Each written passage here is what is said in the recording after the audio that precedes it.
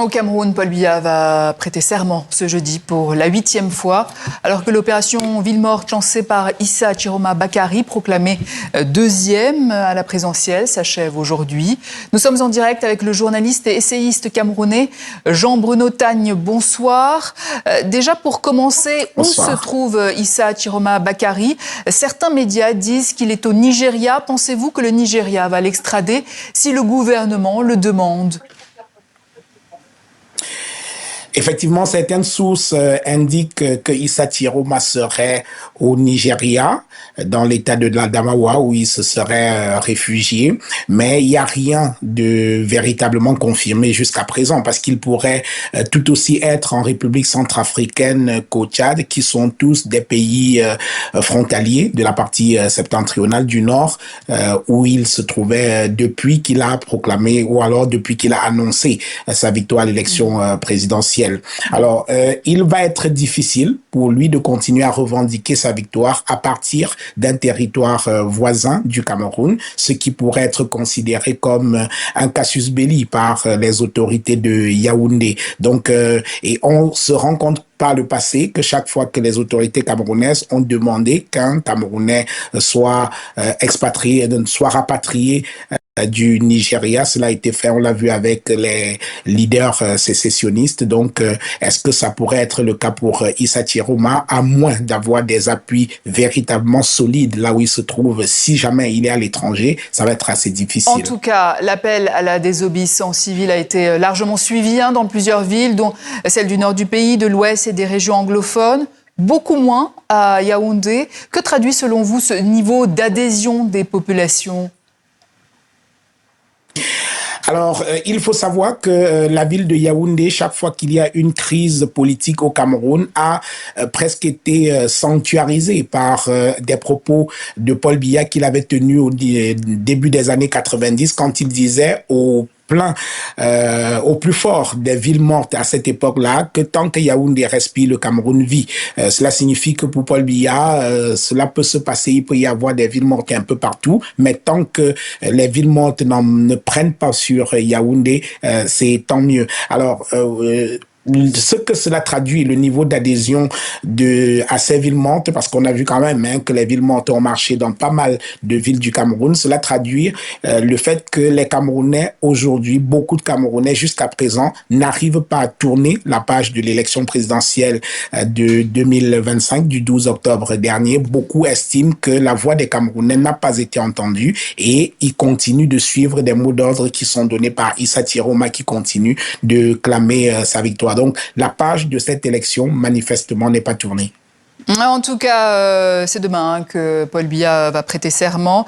Et après ces 3 jours de paralysie, y a-t-il un risque que ces mouvements dégénèrent ou débouchent sur une crise plus durable ? Disons que tout est possible en ce moment. On peut avoir, la crise peut se durcir, comme elle peut également être victime, ou alors les populations peuvent être victimes d'une forme d'usure. Tout dépend de ce qu'il va se passer dans les prochains jours, de ce que va maintenant proposer Issa Chiroma, qui semble donner le ton jusqu'à présent. Il a appelé à 3 jours de ville morte. Les villes mortes ont été globalement suivi dans un certain nombre de localités du Cameroun. Après ces 3 jours et après la prestation de serment de Paul Biya, qu'est-ce qu'il va encore proposer à ses partisans? Donc, tout dépendra véritablement de ce que Issa Chiroma va décider dans sa stratégie de revendication de la victoire qu'il continue de clamer. Alors un mot peut-être pour finir sur la France qui a pris note de la proclamation des résultats au Cameroun. Comment interprétez-vous ce communiqué ? Alors, c'est vrai que la France peut aller plus loin que cela, parce que l'attitude de la France est assez molle au regard de la gravité de la situation.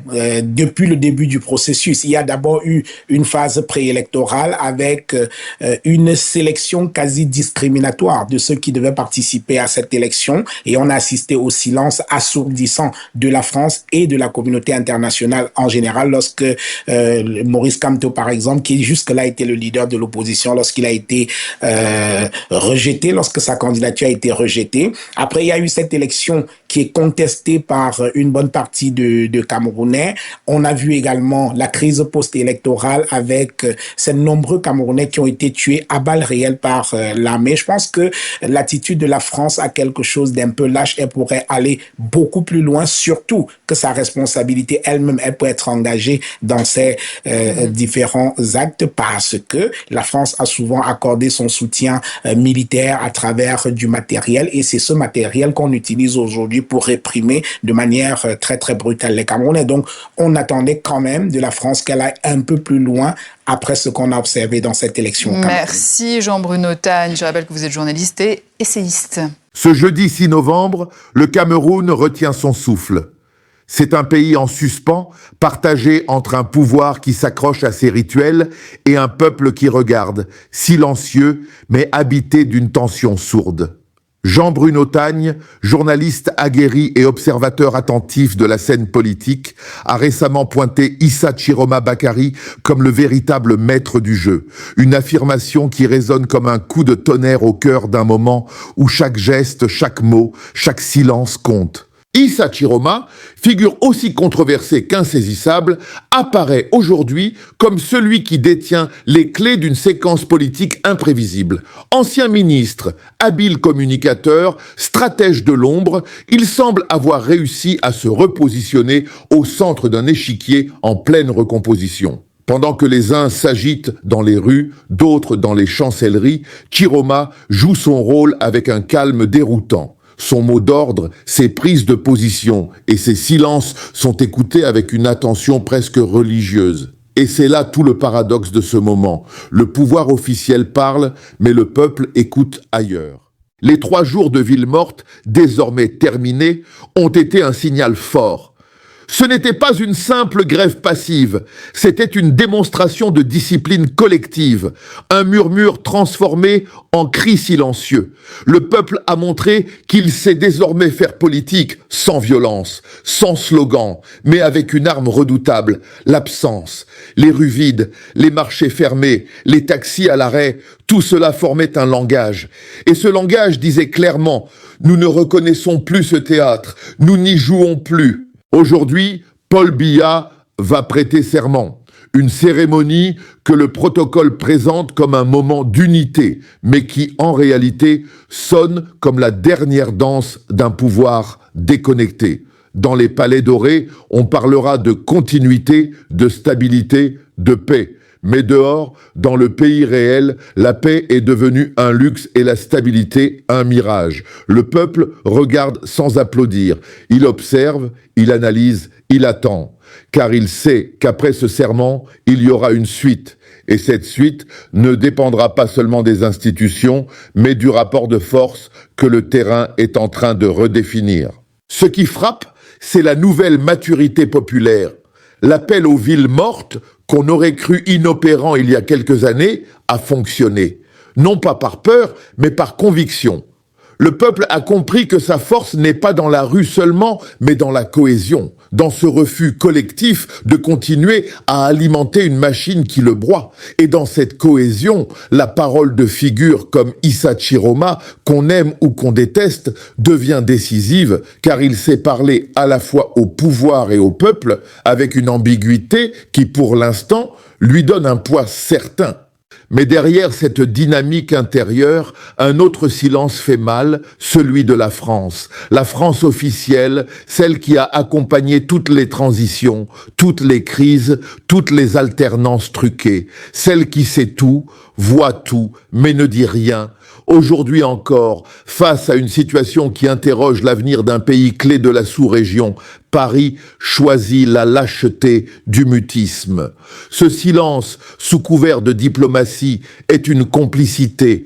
Complicité d'un système qui préfère un partenaire figé à un peuple debout.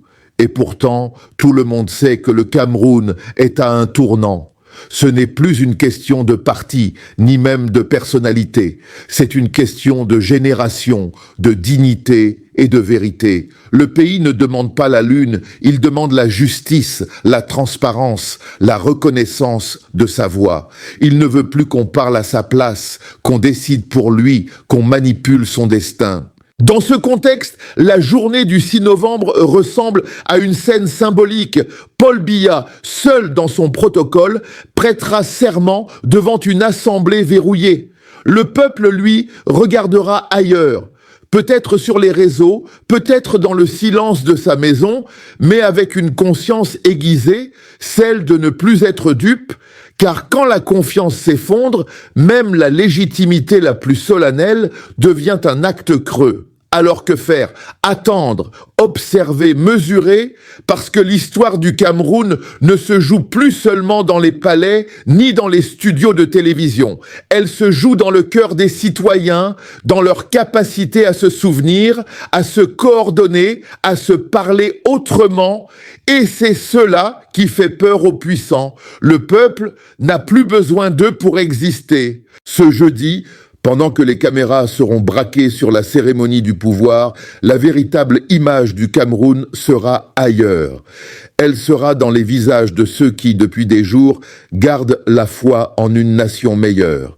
Dans les regards de ceux qui, sans armes ni slogan, ont simplement fermé boutique pour dire « assez ». Et dans la voix de ceux qui, comme Jean-Bruno Tagne, continuent d'appeler les choses par leur nom. Car au fond, ce pays n'est pas mort, il bouillonne, il se transforme. Et même si le silence semble régner, c'est un silence plein, lourd, annonciateur. Le Cameroun attend. Et quand un peuple attend avec cette intensité, c'est rarement pour longtemps.